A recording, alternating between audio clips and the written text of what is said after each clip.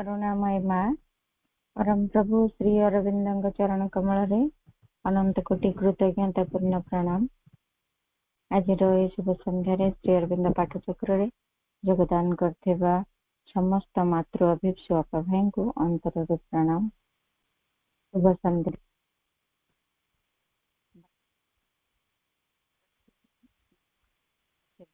प्रार्थना करुछे। आज आम पढ़ुचे लेटर संजोग वॉल्यूम 1 द माइंड विषयटी से विषयटी रे आज टॉपिक टी रही द वाइटल माइंड प्राणी को मन। आपा अपन को वॉइस बहुत स्लो सुबुचे माइंड और फिजिकल माइंड रो कथा। हेलो आपा अपन को वॉइस टी बहुत स्लो सुबा जाउचे। एबे सुबिला कि ठीक रे? आगे आगे आपा। हाँ ठीक है, थैंक यू। हमें पढ़ुचे थिंकिंग माइंड रो कथा पढ़िथिले, फिजिकल माइंड रो कथा पढ़िथिले। वर्तमान आज विषय रही द वाइटल माइंड प्राणी को मन। तारि संबंध रे प्रभु चिठी जानिबा कारण मनर विभिन्न अंश गुड़िक विषय रे आमे पढ़ुचे। जेहेतु चैप्टर रही द माइंड विषय टेक्निक भाव में जानीपारे कौ अंशटी कौन प्रतिक्रिया होची एवं ताकू नेकरी किभଳି माने आमे साधना रे आगे जाय परिबा से सब रो किभଳି नियंत्रण करि परिबा से पर्टिकुलर जिनिसटी विषय रे जदि आमे कॉन्शियस हे परिबा तबे ही किछि करि परिबा। सेति पई हमकु डिटेल रे जानिया को हबो। जेहेतु हम सत्ता को आमे डिटेल रे चिन्हि नथिबा तबे साधना रे को सत्ता को अंशटी पई किभଳି कार्य करबाको हबो, कौन पदक्षेप नबाको हबो एवं को अंशटी किभଳି क्रिया प्रतिक्रिया गुड़िक सृष्टि होची एसबु तो आमे भल भावे बुझी परिबा नाही, जानि परिबा नाही ना। तेणु करी हमको प्रथमे सेई टेक्निक अंश गुड़िक विषय रे सचेतन हेबाको पड़िबो। सेई पर्याय रे आज रहिछि वाइटल माइंड बा द वाइटल माइंड बा प्राणी को मन। प्रभु कहउचंती there is a part of the nature which I have called the vital mind. एमिति गोटे अंश रही आम प्रकृति भितर जहाकू प्रभु कहउचंती प्राणी को मन। The function of this mind जे आमे ता पूर्वर पढ़ीचे जे जो अंशटी थाए जे थिंकिंग माइंड से चिंता करे एवं से सब कथा को विचार करे तर्जमा करे एभली। किंतु ये वाइटल माइंड रो कार्यटी कोन ना से चिंता करेनी, is not to think and reason. से चिंता करेनी, ता विषय रे विचार करेनी, to perceive consider and find out और वैल्यू थिंग्स। से सब कथा गुड़ा को देखिबो, विचार करिवो आ सब कथा गुड़ा को से अनुशीलन करिवो एवं तार मूल्यबोध को निर्णय करिवो। ये होचे थिंकिंग माइंड रो काम बा चिंताशील मनटी रो काम। किंतु ए जो वाइटल माइंड ये ताहा करे नाही। आम मन भितर एमिति अंश अछि जे कि चिंता करूनी, ता भितर से कौन से तर्क भी करू नाही,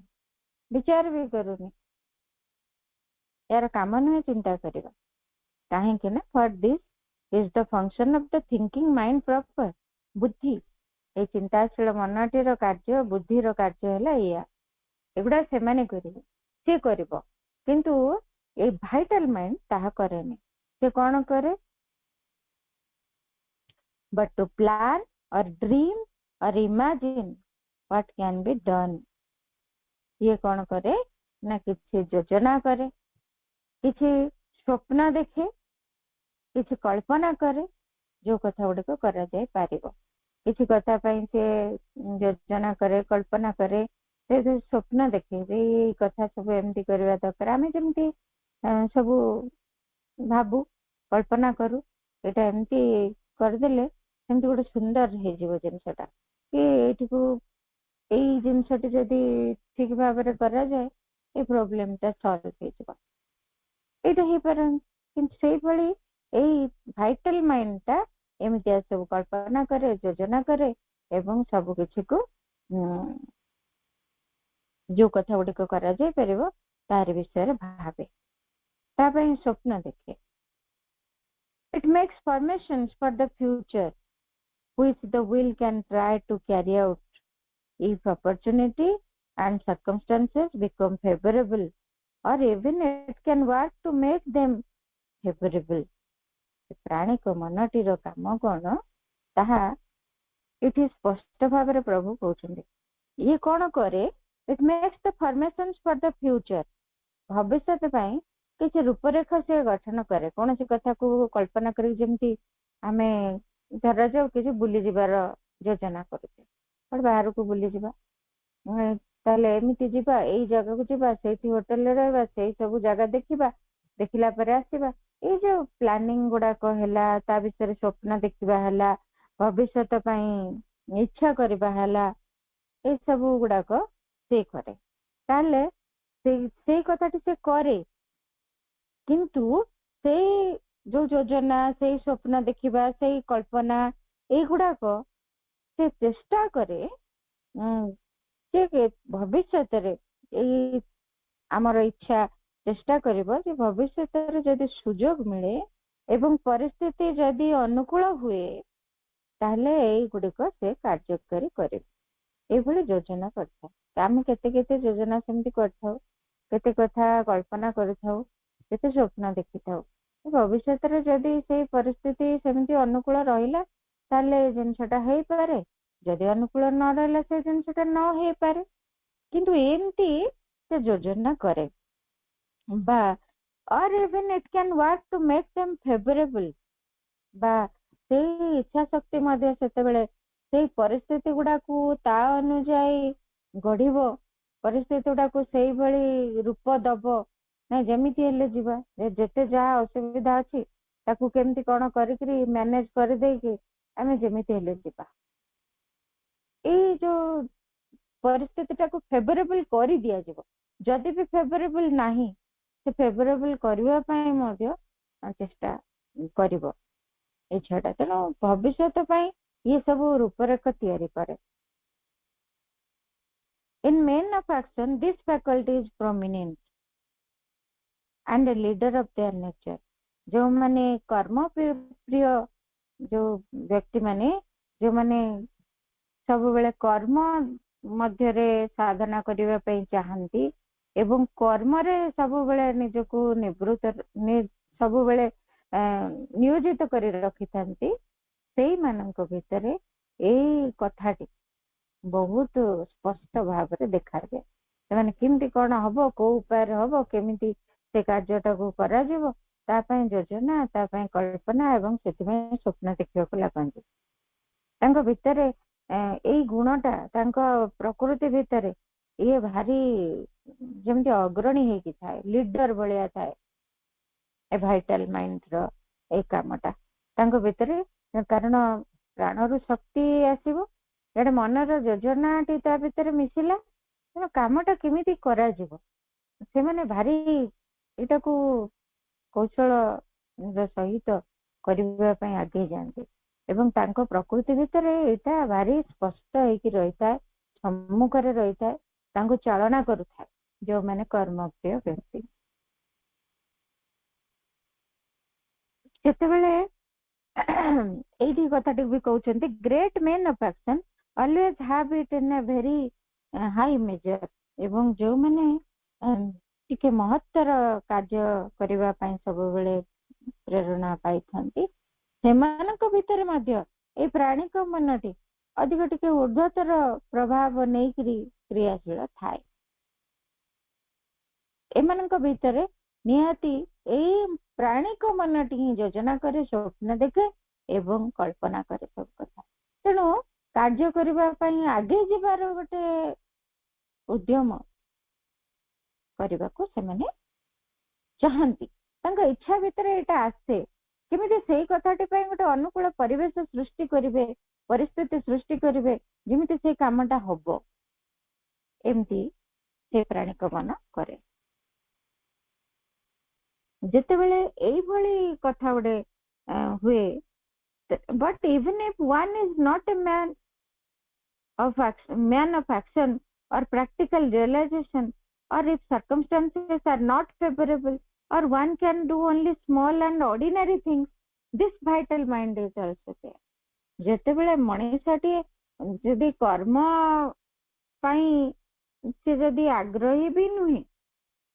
ବା ପ୍ରାକ୍ଟିକାଲି ସେଇ କଥାକୁ ବ୍ୟବହାରିକ ଦୃଷ୍ଟିକୋଣରୁ ସେମିତି ସେ କର୍ମରେ ନିୟୋଜିତ ବି ହେଇନଥାଏ ବା ତାର ସର୍କମଷ୍ଟାନ୍ସେସ୍ ତାର ପରିସ୍ଥିତି ମଧ୍ୟ ସେଥିପାଇଁ ଅନୁକୂଳ ବି ହେଇନଥାଏ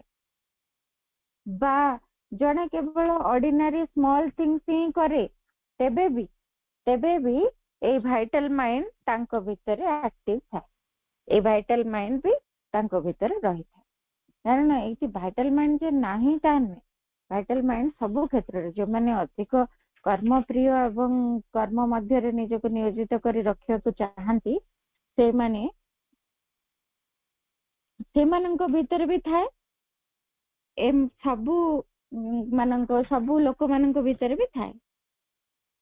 ସମସ୍ତଙ୍କ ଭିତରେ ଏଇ ପ୍ରାଣିକ ମନଟି ଥାଏ it acts in them in a small scale ଯୋଉମାନଙ୍କର ଅତି ମହତ୍ତର କାର୍ଯ୍ୟ କରିବାର ଥାଏ ପ୍ରେରଣା ସେମାନଙ୍କ ଭିତରେ ଉଚ୍ଚତର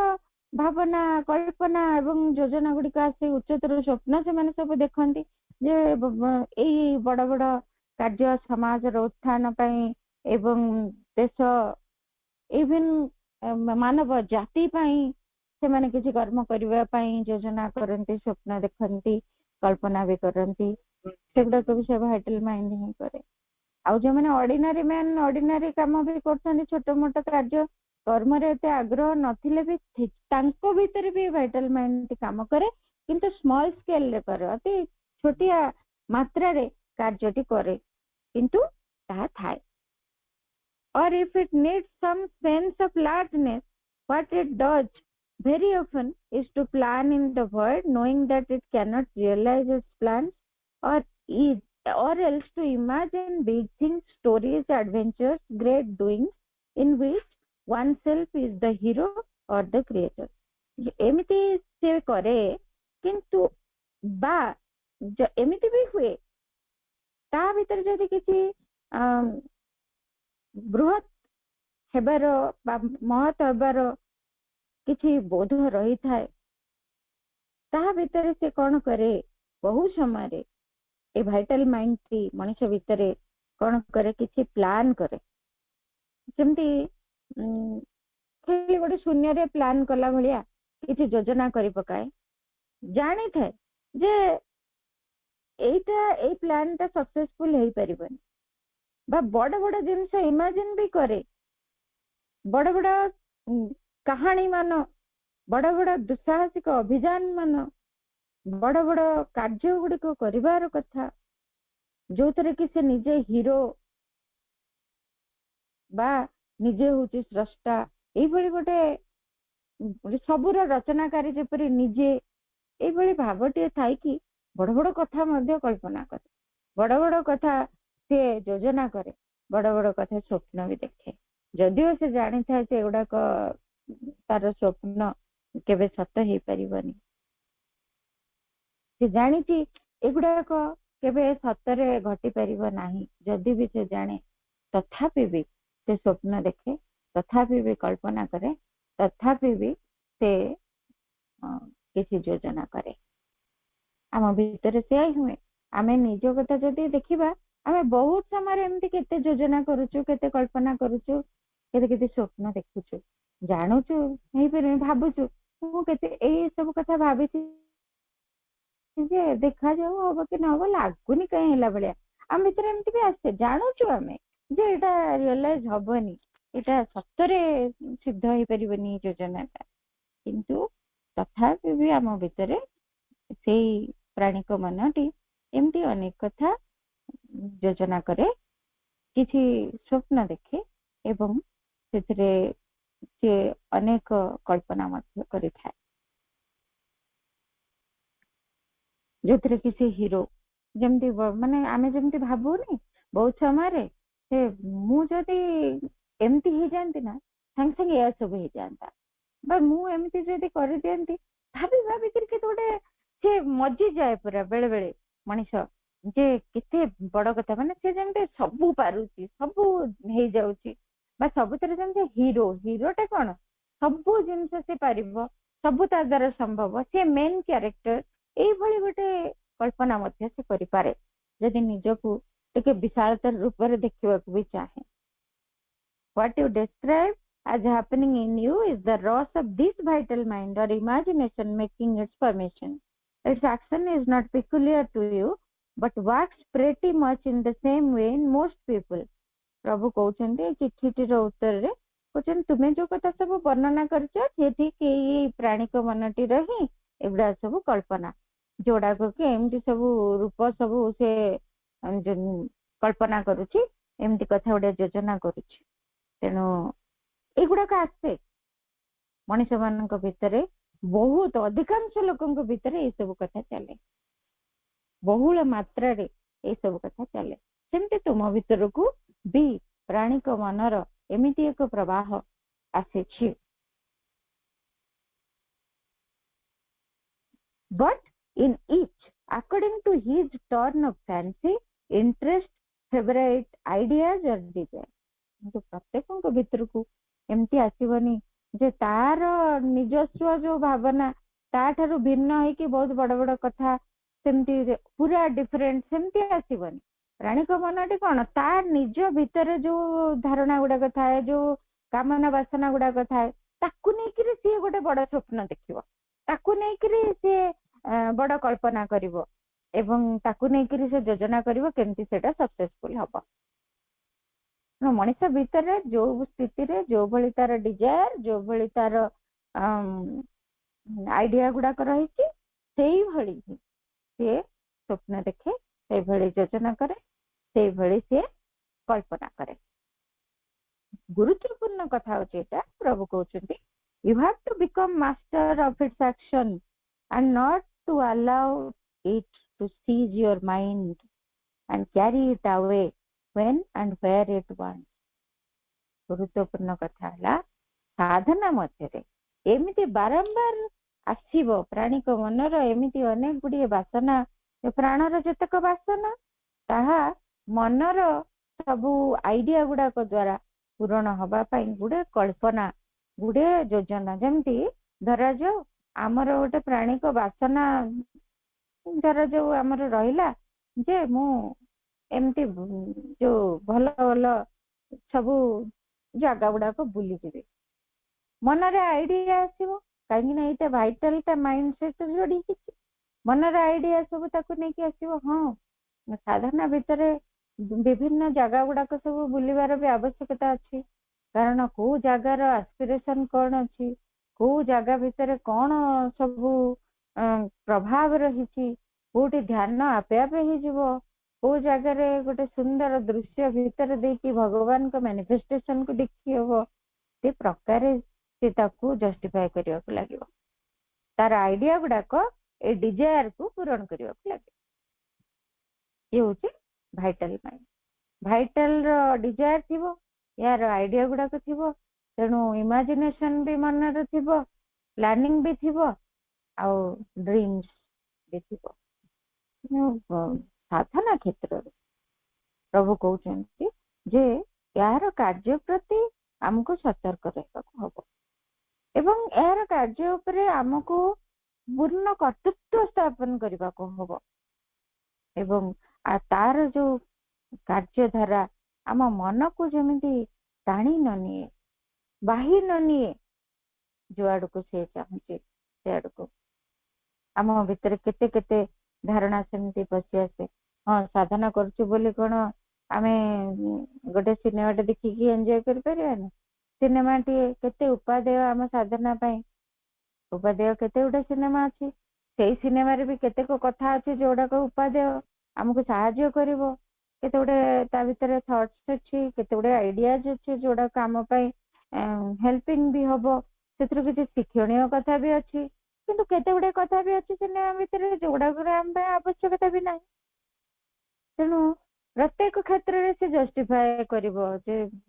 ताकू से योजना करिवो जे केमती हेले एटा को हमको करिवार अछि एमती गुडे जिनिस मिसई दिए किसी मना नहीं तो एटा करिवारे एटा खाइबारे किसी असुविधा नहीं सेटा पिंधिबारे किसी असुविधा नहीं एई सब भलिया कथाबार्ता करिवारे किसी असुविधा नहीं केते गोटे लूज टॉकिंग भी करिवो जमती जहा मन ता कहीदेव हल्का फुल्का थट्टा तामसा अति चुगुली न कल गुटे भितर प्रवेश करिवो जोटा कि भारी हीन जिनिस गुटे ता भितर से करि पकेइबो मु साधना करछि बोली कोन एटा मना ना कोन एमती केते गुटे जिनिस से ताकू तार प्राणर डिजायर गुड़ा को पूरण करने इवन काम वासना मध्य पूरण करने से सबुत सहायता करे तार डिजायर को पूरण करने मनर भाइटल माइंड मनटे से भाइटल माइंड से कथा करे तेणु ता द्वारा जमी मन चालित हो दिगरे बाही न हो जाए से आमको दृष्टि रखा को हबो in sadhana when the experiences begin to come it is exceedingly important not to allow this power to do what it likes with you जेतेबेले साधना भितर आमे किछि अनुभूति पाइबा को आरंभ करूछु ए सेतेबेले ही बहुत सतर्क भावरे अति गुरुत्वपूर्ण दृष्टि रे सहित आमको देखिबा को पड़िबो एवं सचेतन रहबा को हबो तार शक्ति को से जमिति आम भितर प्रवेश करी तार क्रिया को जे भली न करी चले हमको बाही नहीं न जाए जो आड़ को से चाहूचे से आड़ को कहीं की ना for it then creates false experiences according to its nature and persuades the sadhak that these experiences are true or it builds unreal formations and persuades him that this is what he has to do एटा सबुठु गुरुत्वपूर्ण कथा काहे कि प्रभु या प्रति सतर्क रहिबा पई कहउछन्ती जेतेबेले ये बाही नब साधना रे हमर जेतेबेले टिके टिके अनुभूति होउची हम टिके टिके आध्यात्मिक अनुभूति पाई कि जीवनटी रे साधना रे आगेबा को लागुचु सेतेबेले से कोन करिवो ना से गुडे फॉल्स एक्सपीरियंस हम आगे तयारी करिवो जेमति कल्पना करिके गुडे जे जेमति हां मां आसीचंती मां एठी मो सहित बसिचंती कथा हेले केते कथा हेले मां को मु जदी ए पचारी मां से उत्तर देले पूरा सेडा सब एमति गुडे फॉल्स एक्सपीरियंस खाली गुडे मिथ्या अनुभूति गुडे आनी बसे एवं से कौन करिवो कहीं ना ता नेचर अनुसार ता नेचर टा जो भली थिबो ता प्रकृति टा जो भली थिबो से सेही भलिया सब फल कारण जो गुडी का डिजायर है कि ता भीतर थिबो सेही गुडा को नै करी से सब ता भीतर डिजायर जदी रहिला हम गुडे बड़ उच्च कोटिर साधक कहबी ए डिजायर टा रहिला ए डिजायर टा को नै करी से केमिति मान को सहित तार संपर्क रहिची केमिति से अनुभूति गुडा पाउची ए गुडा को सब तार गोटे फॉल्स सब इमेज गुडी कल्पना करबा को लागिवो एवं तार स्वप्न देखिबा को लागिवो एवं सेही गुडा को ही उपलब्धि बा अभिज्ञता भलिया सामना को दृश्य रूप रे आनिबा को लागिवो तेनो से घटनाटी प्रकृति रे घटि नथिबो किंतु एडा गुडी इमेजिनेशन तेनो एवं साधक को कहिबो जे बाध्य करबा सेही दिगरे जे एई प्रकृति रे एगुडा कहीं ठीक एक्सपीरियंस एगुडा कहीं सत्य अनुभूति सब एवं सेही दिगरे चलिबा पई ताकू बाध्य करिवो एवं ताकू कहिबो जे तुमको एया करबा को हबो एई कथा सब करबा को हबो जो कथा मु तुमको कहूची एई जिनिस जेमति किछु गोटे डिजायर तार अछि एई गोटे का सहित संपर्क जेमति आमे कहू जे कहा सहित संपर्क टी गोटे गड़ी उठिला तार एटा गोटे भाइटल डिजायर किछ गोटे अटैचमेंट हे गला का सहित अटैचमेंट हे गला परे से ताकू एक्सपीरियंस भीतर को आनिबो केमती तार भारी भारी चतुर भलिया से कथा गुडी को घटे तारे से एक्सपीरियंस गुडा को केमिति आनिबो ना से आनिबो जे ता भीतर कहइबो जे एटा माने भगवान कर संपर्क या भीतर कौन सी मलिनता नहीं एवं ଏଇ ସମ୍ପର୍କ ଗୁଡିକ ଆଟାଚମେଣ୍ଟ ଟା କିନ୍ତୁ ତା ଭିତରେ ଥିବ। ସିଏ କେବଳ ତାକୁ କେବଳ ଗୋଟେ ଧାରଣା ଦବ ଯେ ଏଇଟା ହଉଛି ଗୋଟେ ଭଗବାନଙ୍କ ଦ୍ଵାରା ତିଆରି ଗୋଟେ ସମ୍ପର୍କ, ଆଉ ତା ଭିତରେ ଏମିତି କିଛି ନାହିଁ। ଆମେ ପୂର୍ବ ଜନ୍ମରେ ଯେମିତି ଏକତ୍ର ହେଇଥିଲୁ, ଏକାଠି ଦେଖା ହେଇଥିଲୁ, ମା ଏକଥା କହିଛନ୍ତି। ତେଣୁ ଏଇ ଜିନିଷ ଗୁଡାକ ଏଇ ଏବେ ବି ଘଟୁଛି। ତେଣୁ କେବଳ ଗୋଟିଏ ବ୍ୟକ୍ତିଗତ ଆସକ୍ତି ବା ଗୋଟେ ପ୍ରାଣିକ ଆକର୍ଷଣ ଏଇ ସବୁ ଦ୍ଵାରା ସେ ଆକର୍ଷିତ ହେଇଯାଇଥିବ, କିନ୍ତୁ ତାକୁ ଜଷ୍ଟିଫାଏ କରୁଥିବ ଏଗୁଡାକ ସବୁ ସୋଲ ଗୁଡାକର ୟୁନିୟନ। ସୋଲ ଗୁଡାକ ଏକାଠି ହେଇଛନ୍ତି, ଏଟା ଭଗବାନଙ୍କର ଇଚ୍ଛା, ଏଗୁଡା ସବୁ ମନଗଢା କଥା ନୁହେଁ, ଏମିତି ସବୁ ରୂପ ଦେଇଦବ ଏବଂ କହିବ ଯେ ତାକୁ ହିଁ ଅନୁସରଣ କରିବାକୁ ପଡିବ। କାହିଁକି ନା ଏଇଗୁଡାକ ସବୁ ଟ୍ରୁ ଏକ୍ସପିରିଏନ୍ସ, ଏଇଭଳି ମଧ୍ୟ ସେ କରେ। ତେଣୁ ଏଇଗୁଡାକ ପାଇଁ ଭାରି ସତର୍କ ରହିବାକୁ ହବ। ଆଶ୍ରମରେ ଜଣେ ସାଧକ ସେମିତି ଜଣେ ସାଧିକାଙ୍କ ପ୍ରତି ଗୋଟେ ଆକର୍ଷଣ ଅନୁଭବ କରୁଥିଲେ। ସେ ପଚାରିଥିଲେ ସେମିତି ମାଙ୍କୁ ଯେ ମୋ ଭିତରେ ଗୋଟେ ଆକର୍ଷଣ ଅନୁଭବ ହଉଛି ଏବଂ ସେ ମତେ ଲାଗୁଛି ସେ ମତେ ସାଧନାରେ ସାହାଯ୍ୟ କରିବେ, ଏବଂ ଆମେ ଯଦି ଦୁହେଁ ଏକତ୍ର ଭାବରେ ସାଧନା କରୁ, ସେ ମ୍ୟାରେଜ କଥା କହିନାହାନ୍ତି, ଜଷ୍ଟ ଗୋଟେ ଫ୍ରେଣ୍ଡସିପ, ଆମେ ଯଦି ଏକତ୍ର ସାଧନା କରୁ ତାହେଲେ ସାଧନା ନିଶ୍ଚୟ ଅଧିକ ଉଚ୍ଚ କୋଟିର ହୋଇ ଉଠିବ। କାରଣ ଏଇଟା ଗୋଟେ ଦିବ୍ୟ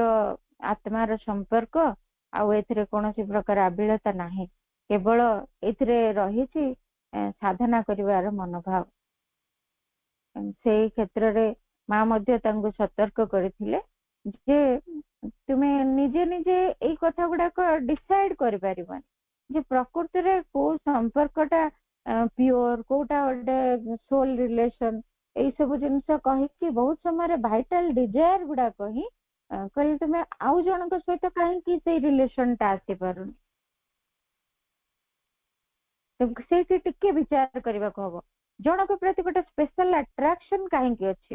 ଜଣଙ୍କ ପ୍ରତି କାହିଁକି ସେମିତି ଗୋଟେ ଆକର୍ଷଣ, ଗୋଟେ ଆସକ୍ତି ଅନୁଭବ ହଉଛି, ଯେମିତି ସିଏ ମୋ ପାଇଁ ବହୁତ ପ୍ରିୟ, ସେ ତାର ସହିତ ମିଶିଲେ ମୋର ସାଧନା ବହୁତ ବଢିବ, ଏଇ ଜିନିଷ ଗୁଡାକ ର ଫିଲିଙ୍ଗ ହିଁ ରହିବନି ସାଧନାରେ।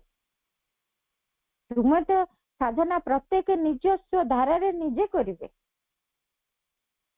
କେମିତି ଏଥିରେ ଗୋଟେ ପ୍ରାଣର ଇଚ୍ଛାଟିଏ, ଆକର୍ଷଣଟିଏ, ଆସକ୍ତିଟିଏ ମିଶିଯାଏ କିଭଳି ତାକୁ ଭିନ୍ନ ରୂପ ଦଉଛି। ସେଥିପାଇଁ ପ୍ରଭୁ ବହୁତ ସମୟରେ ଏଇଥିପାଇଁ ସତର୍କ ରହିବାକୁ କହୁଛନ୍ତି। ଆଉ some have been taken away by this misleading force used by powers of falsehood। ଏମିତି ମିଥ୍ୟାଚାରର ଶକ୍ତି ଦ୍ଵାରା, ବେଳେ ବେଳେ ମିଥ୍ୟାଚାରର ଶକ୍ତି ଦ୍ଵାରା ଏମିତି ଭାବରେ ଏଇ ପ୍ରାଣିକ ମନଟିର କାର୍ଯ୍ୟ ନେଇକିରି ସାଧକ ମାନଙ୍କୁ ବିପଥଗାମୀ କରେଇଦିଏ। ସାଧକ ମାନେ ବିପଥଗାମୀ ହେଇଯାଆନ୍ତି। ତେଣୁ ସେଥିରେ କହୁଛନ୍ତି who persuaded them through it that they had a great spiritual, political, social work to do in the world। ସେ କହେ ତମର ଭାରି ଗୋଟେ ରାଜନୈତିକ କାର୍ଯ୍ୟ, ଆଧ୍ୟାତ୍ମିକ କାର୍ଯ୍ୟ ଏବଂ ସାମାଜିକ କାର୍ଯ୍ୟ ଏଇ ଜଗତରେ କରିବାର ଅଛି, ବହୁତ ବଡ ମହତ୍ତର କାର୍ଯ୍ୟ ସବୁ କରିବାର ଅଛି, ଏବଂ ସେମାନଙ୍କୁ ଟାଣି ନେଇଯାଏ କୁଆଡକୁ, ସେମିତି ଗୋଟେ ଅନ୍ଧକାରମୟ ଦିଗ ଆଡକୁ, ଯୋଉଥିରେ କି କେବଳ ହତାଶା ଏବଂ ବିଫଳତା, ଫେଲିୟର ହିଁ ଆସିଥାଏ ବୋଲି ପ୍ରଭୁ କହୁଛନ୍ତି। ତେଣୁ ୟାକୁ ରିଜେକ୍ଟ କରିବାକୁ ପଡିବ, ୟାକୁ ପ୍ରତ୍ୟାଖ୍ୟାନ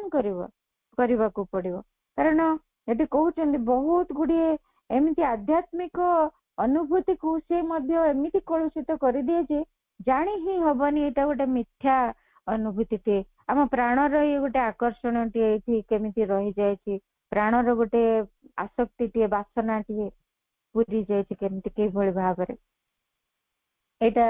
ଚିହ୍ନିବାକୁ ହବ। ତେଣୁ ପ୍ରକୃତରେ ଦେଖିବାକୁ ଗଲେ ଆମେ ନିଜେ ଯଦି ନ ଚିହ୍ନି ପାରୁଛେ, କୌଣସି ପ୍ରତି ଗୋଟେ ବିଶେଷ ଆକର୍ଷଣ, ଆସକ୍ତି ଆମେ ରଖିବାନି, ଯୋଉଟାକ କି କେବଳ ପ୍ରାଣିକ ଗୁଣ। ଆତ୍ମାର ସେମିତି ଗୋଟେ ବିଶେଷ ଆକର୍ଷଣ ଜଣଙ୍କ ପ୍ରତି କାହିଁକି ହବ? କାହିଁକି ନା ଆତ୍ମା ତ ସବୁରି ଭିତରେ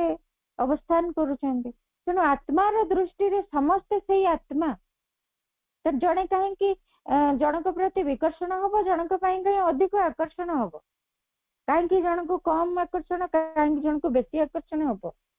ସେମିତି ହବନି ନା। ତେଣୁ ସେଇ ଜାଗା ଗୁଡାକରେ ଟିକେ ଆମକୁ କନସିୟସ ହବାକୁ ପଡିବ, ସଚେତନ ହବାକୁ ପଡିବ, ଯଦି ଆମେ ମହତ୍ତର ଆଧ୍ୟାତ୍ମିକ ଅନୁଭୂତି ଗୁଡିକ ପାଇବାକୁ ଚାହୁଁ। ତେଣୁ ଇଏ ଏମିତି ଭାବରେ ସବୁ କ୍ରିୟା କରେ ଏବଂ ବହୁ ସମୟରେ ସିଏ, ତେଣୁ ପ୍ରଭୁ କହୁଛନ୍ତି if one is not on one's guard or else a kind of mechanical, physical or random subconscious mind can begin to come up and act। ଏ ସହିତ ଆଉ ଗୋଟେ ଯାନ୍ତ୍ରିକ ଅବଚେତନ ମନ ମଧ୍ୟ ତା ସହିତ ମିଶିଯାଏ। ତେଣୁ ଯନ୍ତ୍ରବତ୍ ହେଇଯାଏ ସାଧକଟି, ସେ ଆଉ କିଛି ଜାଣିପାରେନି, କୁଆଡେ କିଏ ଟାଣି ନେଲା ସେ ଚାଲିଲା, କିଏ କଣ କହିଲା ସେ କଲା, ତାପରେ ପୁଣି ଯେତେ ଯାହା ଜୀବନରେ ଘଟଣା ଘଟୁଛି ସବୁଗୁଡାକୁ ସେ ଲିଙ୍କ ବି କରିଦବ ଯେ ହଁ ଏଇ କଥା ସବୁ ଏଇଥିରୁ ଆଧ୍ୟାତ୍ମିକ ଅନୁଭୂତି ବହୁତ ମିଳିଯାଇଛି। କେତେ କେତେ କଥା ତାର କାହା ପ୍ରତି ଆକର୍ଷଣ ଥିବ, କାହା ପ୍ରତି ଗୋଟେ ସ୍ୱତନ୍ତ୍ର ବାସନା ତାର ମନରେ ଥିବ, ଇଭେନ ସେକ୍ସୁଆଲ ଡିଜାୟାର ବି ପ୍ରଭୁ କହୁଛନ୍ତି। ବହୁତ ଭାଇଟାଲ ପ୍ୟାସନ ଗୁଡାକ, ବହୁତ ପ୍ରାଣିକ ଆବେଗ ଗୁଡାକ, ଯୋଉ କାମ ବାସନା ଗୁଡାକ, ଏଇ ସବୁ ଗୁଡାକ ସେମିତି ଆସି ପହଞ୍ଚିଯାଏ। ଏଇଥିରେ ବହୁତ ବଡ ବଡ ସାଧକ ମାନେ ମଧ୍ୟ, ଇଭେନ ମୁନି ଋଷି ମାନେ ମଧ୍ୟ ତାକୁ ଜାଣିପାରନ୍ତିନି, ସେଇ ବିପଥଗାମୀ ହେଇଯାଆନ୍ତି ଏବଂ ସେଇ ବାଟରେ ଯାଇ କେତେବେଳେ ବିଫଳତାର ସମ୍ମୁଖୀନ ହେଇଯାଆନ୍ତି, ହତାଶା ଆସିଯାଏ ଏବଂ ବହୁ ପରେ ହିଁ ସେମାନେ ଜାଣିପାରନ୍ତି। ନିଜକୁ ସର୍ବଦା ସଚେତନ ଭାବରେ ନିଜକୁ ଏଇ ଦିଗରେ ଜଗି ରଖିବାକୁ ହବ। ତେଣୁ ଯଦି ସେତିକି ନ କରାଯାଏ, ସିଏ ପ୍ରଭୁ କହୁଛନ୍ତି this is the reason why many sadhaks after having big experiences fall into the clutch of a magnified ego। ସେଥିପାଇଁ ବହୁତ ବଡ ବଡ ଅନୁଭୂତି ପରେ ମଧ୍ୟ କେତେ ସାଧକ ମାନେ ବହୁତ ବଡ ଯୋଉ ମ୍ୟାଗ୍ନିଫାଏଡ ଇଗୋ, ଯୋଉ ଆଧ୍ୟାତ୍ମିକ ଅହଙ୍କାର ଭିତରେ ମଧ୍ୟ ସେମାନେ ପ୍ରବେଶ କରିଯାଆନ୍ତି, ଜାଣିପାରନ୍ତିନି। ଅନେକ ଆମ୍ବିସନ,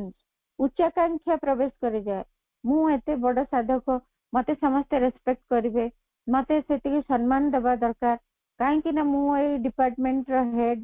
ବା ମତେ ଏଇ ଚାର୍ଜ ଦିଆଯାଇଛି, ମତେ ଆସିକି ଜଣେ ପଚାରିବ, ଆଉ କାହାକୁ ସେ ବିଷୟରେ ପଚାରିଲା ମାନେ ସେ ବିରକ୍ତ ହବ, ଚିଡଚିଡ ହବ, ଏଇ ସବୁ ଜିନିଷ ଗୁଡାକ। କାହାକୁ ଗୁରୁତ୍ୱ ଦେଇଦେଲା ମାନେ ମତେ ଗୁରୁତ୍ୱ ଦିଆଗଲାନି ବୋଲି ସେ ନିଜକୁ ଭାରି ନିମ୍ନତର ସ୍ତରରେ ଚେତନାକୁ ନେଇଯିବ, କିଛି ବି କରିପାରିବ, ରାଗି ପାରିବ, ଚିଡି ପାରିବ, କିଛି ପ୍ରତିକ୍ରିୟା ଦେଖେଇ ପାରିବ, କିଛି ଗାଳିଗୁଲାଜ କରିପାରିବ, କିଛି ବି କରିପାରିବ। ଏମିତି ଖସି ଯାଆନ୍ତି ସେମାନେ। ଆଉ ବହୁତ ଗୁଡିଏ ପ୍ରାଣିକ ଆବେଗ ଏବଂ ପ୍ରାଣିକ ବିଭିନ୍ନ ଦିଗରେ ବିଭିନ୍ନ ଆକର୍ଷଣ ଗୁଡାକୁ ସେମାନେ ଠିକ ମଣିକି ଚାଲି ଯାଆନ୍ତି, ଜାଣି ବି ପାରନ୍ତି। କେତେବେଳେ କାହା ମନ ଭିତରେ କଣ ଆସିଲା, ସେ ବିରକ୍ତ ହେଇଗଲା, ଫ୍ରଷ୍ଟ୍ରେଟେଡ ହେଇକି ଆଶ୍ରମ ଛାଡିଦେବି, ମୁଁ ଏଠି ମାଙ୍କ କାମ କରିପାରିବିନି, ଏ ଯୋଉ ଭାବ, ମାଙ୍କ କାମ କରୁଛି ବୋଲି କଣ ଏଇ ସବୁ ଗୁଡାକ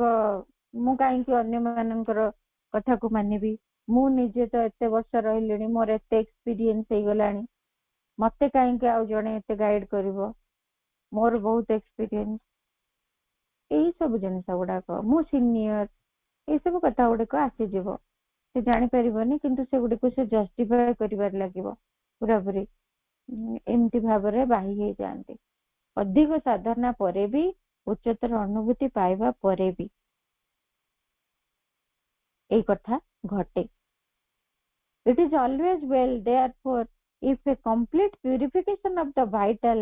can either precede or keep pace with the positive experience। ପ୍ରଭୁ କହୁଛନ୍ତି ଯେ ସବୁଠୁ ଭଲ, ସବୁବେଳେ ଭଲ କଥା ହେଇପାରିବ ଯଦି ଯଦି ଗୋଟେ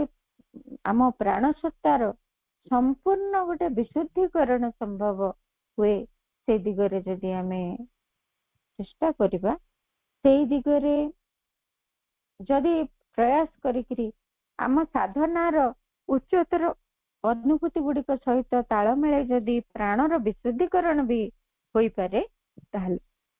ବହୁତ ଭଲ କଥା ହୁଅନ୍ତା। କାହିଁକି ନା ଯଦି ସେଇଟା ପ୍ରାଣଟି ବିଶୁଦ୍ଧ ହେଲେ ହିଁ ଏଇ ପ୍ରାଣିକ ମନଟିର କାର୍ଯ୍ୟଟି एते मिथ्याचार को प्रश्रय देव नहीं नहेले से बहु प्रकार मिथ्याचार एठी सतर रूप देकरी आणिकी थोई दिए साधक पाखरे अनेक वर्ष धरिकी साधकटी भाबु थाए जे एगुड़िक सब सत एक्सपीरियंस किंतु तार कल्पना रूप ग्रहण कर गोटे कथा भाबिला गोटे योजना कला किसी स्वप्न देखिला जे एटा करिवि सेटा करिवि सेटा करिवि ए कामटा मु जेमिति हेले करिवि संगे संगे सेटा एमती एमती ए बाटर हबो सेमती सेई बाटर हबो प्लानिंग हे गला तापरे से भाबी परिबो जे एटा डिवाइन कर निर्देश बा एटा डिवाइन कर इच्छा रे ही सब किछि घटुछि एटा केते गोटे भूल एक्सपीरियंस हे जाउ एमती भाबरे टाणी नै जाय साधक गोटे भ्रांत धारणा भितर रहिबो जे मोर बहुत प्रोग्रेस होछि जहा फल रे कि मु डिवाइन कोटू सीधा सड़क किसी निर्देश पाई पारुछि किंतु सेगुडा को केते दूर डिवाइन कर सीधा सड़क निर्देश सेटा से निजे भी चिनी पारि नथिबो तमाने डिवाइन कर विल थारु से केते दूर रे भी थिबो एणे सब मन प्राण लेवल रे कार्य चलथिबो डिवाइन को आडू को जाऊ भी नथिबो एमती भी हुए तेणु साधक एथि बहुत सतर्क रहा दरकार आम मनर ये अंशटी भितर प्राणर क्रिया भारी प्रच्छन्न होकर रही था एवं से गुड़िक ही से स्वप्न देखे से गुड़िक योजना करे से गुड़िक रूप देवाई से कल्पना करे जोड़ाक एमती सेमती देदेला करदेला कर्मटा एमती बा मु जहाँ चाहूँगी मु जहाँ स्वप्न देखी मु जहाँ इच्छा करी से कामटा सक्सेसफुल हो गले एई रूप ग्रहण करिवो तापरे मनर प्लानिंग हो गला केमिति होबो कोन होबो एवं से पूरा चलला सेई अनुसार तार आगो को सब प्रोसीड करिगला परे से कोन करबो सक्सेसफुल हो गला जदी से भाबिबो जे एटा डिवाइन विल थिला सक्सेसफुल हो जाय पारे काहे कि ना मन प्राण लगे से कार्यटा को करबा पई एमती केते गुडे जिनिस बाह्य स्तर बाह्य जीवन प्रैक्टिकली केते गुडे जिनिस हो जाए किंतु साधना रे प्रोग्रेस ता सेठी डिवाइन विल आडो को जाय परबा ना सेठी से केवल मन प्राण लेवल रे रहि एई आउटर लाइफ रो किछि किछि कथा बाह्य जीवन रो किछि किछि कथा पूर्ण हो जाउथबो कर जाउथबो हां हे गला ए हे गला से हे गला किंतु देखिला बेल को ओवरऑल प्रोग्रेस ता हो नथिबो जेतिके होबा कथा से गोटे भ्रांति भितर रहि जिवो जे हे गलानी बोली एमिति गोटे असुविधा आछि साधक पथरे पहुंच जाय पारे तेणु करी ए प्राणिक मनटीर क्रिया को आमे जदि भल भाव रे टिके निज मध्य रे ताकू सचेतन सजग दृष्टि रे निरीक्षण करिबा जे प्रत्येकटी इच्छा भितरे प्रत्येकटी योजना कल्पना एवं स्वप्न भितरे प्राणर केते अंश मिश्रित होइके अछि प्राणर केते डिजायर ता भितरे गोळे घांटी हे गलानी ताकू हमकु देखिबा को पड़िबो केते मिश्रण हे गलानी ता भितरे ताकू मध्ये चिन्हिबा को पड़िबो आ ऊपर ठाउरिया भाव रे केवल मनर आइडिया नै करी ताकू पूर्ण कर देई करी आमे भाबिबानी जे एटा गोटे डिवाइन विल बा गोटे सुंदर एक्सपीरियंस द हायर स्पिरिचुअलिटी गोटे ऊर्ध्वतर आध्यात्मिक चेतनार ये सब अनुभूति उच्चतर अनुभूति बोली भाबिबा नाही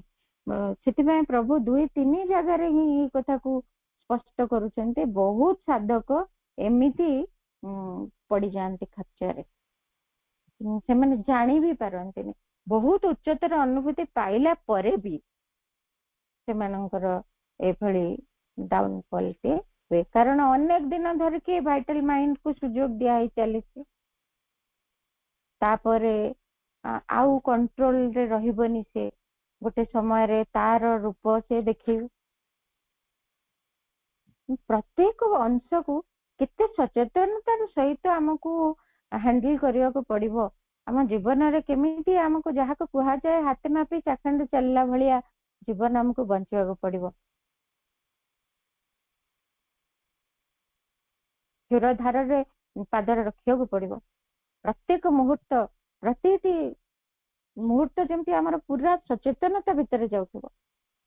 ଟିକେ ବି ଅସଚେତନ ହେଲେ ସାଧନାରେ ନିଶ୍ଚିତ ଭାବରେ ଗୋଟେ ପତନ ଅବସ୍ଥା ଆସି ଯାଇପାରିବ ଏବଂ ଆମକୁ ବିଚ୍ୟୁତ କରିଦେଇ ପାରିବ ଯଥାର୍ଥ ଲକ୍ଷ୍ୟ ପଥରେ। ତେଣୁ ଏଇ ଭାଇଟାଲ ମାଇଣ୍ଡ ବିଷୟରେ ଆମେ ଜାଣିଲେ ବହୁତ ଭଲ ଭାବେ ପ୍ରଭୁଙ୍କ ଲେଖାରୁ, ସେଇ ଅନୁଯାୟୀ ଆମେ ଏଗୁଡିକୁ ଚିହ୍ନିବା, ତାର କାର୍ଯ୍ୟକଳାପକୁ ଚିହ୍ନିବା, ସାଧନା ପଥରେ ତାହା ଆମ ପାଇଁ ସହାୟକ ହବ। ଆଜିର ଆଲୋଚନାକୁ ମାଙ୍କ ପାଦ ତଳେ କୃତଜ୍ଞତା ପୂର୍ଣ୍ଣ ପ୍ରଣାମ ସହିତ ନିବେଦନ କରୁଛି। ଅପା ଭାଇ ମାନଙ୍କୁ ଅନ୍ତରରୁ ଧନ୍ୟବାଦ। ବନ୍ଦେ ମାତରମ୍।